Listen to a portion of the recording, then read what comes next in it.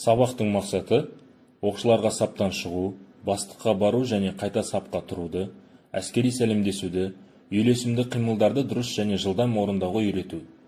Әскери қызметшілердің сап алдындағы міндеттеріне жататын алғашқы баспалдақтарын оқушылар бойына дамыту. Оқушылар, сіздер бастыққа қалай дұрыс келіп одан қайтуды, әскери сәлемдесуді бір орында және қозғалыста орындауды, әскери қызметшілердің сап алдындағы міндеттерін білулеріңіз тиіс. Оқушылар саптан шығып бастыққа бару, қайта сапқа тұру сияқты әскери қызметшілердің міндеттерін жылдам орындауды үйренеді. Әскери сәлемдесуді дұрыс орындап, әскери тәртіп пен әдіптілікке үйренеді. Сабағымызды бастамас бұрын, орында және қозғалыс кезінде сәлемдесуді орындау және ережелерін айтып өтейін. Орында әскери сәлемдесуді орындау үшін, мұнда бастықтың орналасу орны шартты түрде маңдай шепте, қапталда, артта болуы мүмкін. Жағдайларды бөліп орындау үшін жаса 1, жаса 2 пәрмені беріледі. Жаса 1 санағы бойынша оқушы бастық жаққа бұрылып, тік тұр жағдайын қабылдап, оны жүзіне тік қарауы тиіс. Жаса 2 санағы бойынша басын тура қаратып, еркін тұр жағдайына көшеді. Түрлі жақта келе жатқан бастықтармен әскери сәлемдесу үшін пәрмендер қайталанады. Бір орнында, бас киімді жағдайда, әскери сәлемдесуді орындау тәсілдерін, пәрмендерді бөліп орындау, бас киімсіз жағдайдағы тәртіпке ұқсас орындалады. Оқушылар, мұнда сіздер бірінші қолды бас киімге апаруды үйрену үшін, айнаның алдында жаттығуларды қайталауды сұраймын. Тік тұр қалпы қабылданған соң, оң қол алақаны тік, саусақтар бірге болу керек. Орта саусақ басқа, бас киімнің төменгі жиегіне жанасуы тиіс. Шынтақ иық сызығы және биіктігінде болу керек. Оқушылар, естеріңізде сақтаңыздар, бас киімсіз қолды басқа апармаймыз. Әскери сәлемдесу анық және ширақ түрде орындалады. Әскери сәлемдесуді саптан тысқары өз орында бас киімсіз, бастықтан атағы үлкеннен 3-4 адым жерде тұрып орындау үшін сол жаққа бұрылып, саптық тұрысты қабылдау керек. Және оның соңынан бұрыла тұрып, оның бетіне қарау керек. Егер бас киім киілген болса, сондай-ақ саусақтар бірге алақан тік, ортаңғы саусақ бас киімнің шетіне тиіп тұратындай, ал шынтақ иықтың сызығына және биіктігінде болатындай етіп оң қолды қысқа жолмен бас киімде ұстау керек. Бастық жаққа бұрған кезде қолдың бас киімдегі орналасуы өзгеріссіз қалады. Әскери сәлемдесуді саптан тысқары қозғалыс кезінде бас киімсіз бастықтан 3-4 адым жерде орындау үшін бір мезгілде аяқты қоя отырып, қолмен қозғалыс жасауды тоқтатып, басты бастыққа қарай бұру керек, және қозғалысты жалғастыра отырып, оның бетіне қарау керек. Бастық өтіп кеткеннен кейін басты тек ұстап, қолмен қозғалыс жасауды жалғастыру керек. Бас киіммен тұрғанда аяқты жерге қоюмен бірге басты бұру керек, және оң қолды бас киімге қойып, сол қолды қозғалтпай бүйірде ұстау керек. Бастық өтіп кеткеннен кейін сол аяқты жерге қоюмен бір мезгілде басты тік ұстап, оң қолды түсіру керек. Бастықты басы бозғанда әскери сәлемдесу басы бозудың бірінші адымымен орындалады. Екінші адыммен басты тік ұстап, оң қолды түсіру керек. Оқушылар, әскери қызметші саптан шығу үшін мынандай пәрмен беріледі. Мысалы, қатардағы жауынгер Сипников, мен саптан 3 адым алға шық! топ болады. Әскери қызметші бірінші пәрмен бойынша саптан саптық адыммен бірінші қатардан бастап аталған адым саны бойынша шығады, тоқтайды және бетін сапқа қарап бұрылады.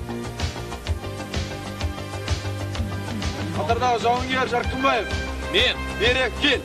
топ болады. Пәрмен бойынша әскери қызметші бірінші қатардан тура 1-2 адым жасап, жүріп келе жатып бастық жаққа қарай бұрылады. Қысқа жолмен саптық адыммен оған келеді. Және 2-3 адым жетпей тоқтап, келуі жөнінде баяндайды. Қатардағы жауынгер Жарқынбаев, сіздің бұйрығыңыз бойынша келіп тұр. Әскери қызметші екінші қатардан шығар кезде ол сол қолын алдында тұрған әскери қызметшінің иығына ақырын салады. Ол алға 1 адым және аяғын қоймастан оңға 1 адым жасап, саптан шығатын әскери қызметшіні өткізіп жібереді. Одан кейін өз орнына тұрады.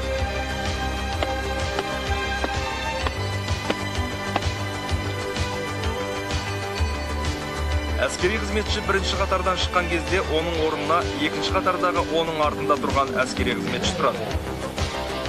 2-ден, 3-тен, 4-тен тұратын лектен әскери қызметші шыққан кезде, ол саптан саптық жақын шетінен алдын ала оңға, солға бұрылыс жасап шығады. Егер қасында әскери қызметші тұрса, ол оң, сол аяғымен бүйірге бір адым жасайды, және сол оң аяғын артқа бір адым жасап, саптан шығатын әскери қызметшіні өткізіп жіберіп, өзінің орнына тұрады. Әскери қызметшіні сапқа қайтару үшін пәрмен беріледі. Әскери қызметші пәрмен бойынша өзінің тегін ести сала, бетін бастық жаққа бұрады. Мен. Сапқа тұр. Пәрмен бойынша қолын бас киіміне тигізіп, Топ болады. қозғалыс жағына бұрылып, бірінші адым бойынша қолын түсіреді. Саптық адыммен қозғала отырып, қысқа жолмен саптағы өзінің орнына тұрады. Егер тек қана Сапқа тұр.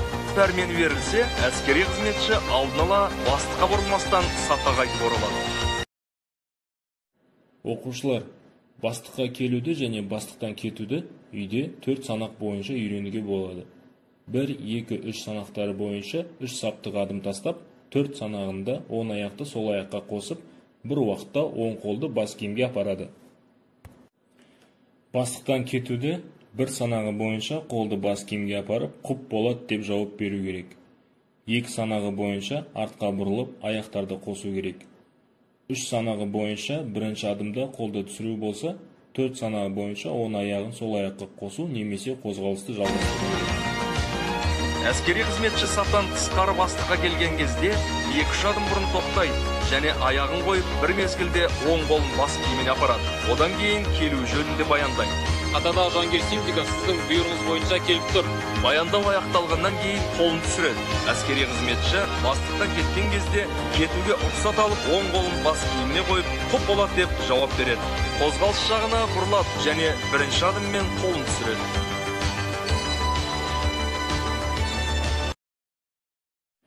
Взвод назарына, тапсырма бұйырамын. Саптан шығу үшін және қайта сапқа тұру үшін қандай пәрмен беріледі және қалай орындалады? Екінші сұрақ. Орында тұрғанда және қозғалыста бас киімді киіп немесе бас киімсіз әскери сәлемдесуді орындау жолдарын атап өтіңіз. Үшінші сұрақ. Бастыққа келу және кету қалай орындалады және бастыққа келген жайлы баяндама қалай жүргізу керек? Үй жағдайында бастыққа келу, баяндама беру, саптан шығу, қайтып келу тәсілдерін орындаңыздар. Орында және қозғалыстағы әскери сәлем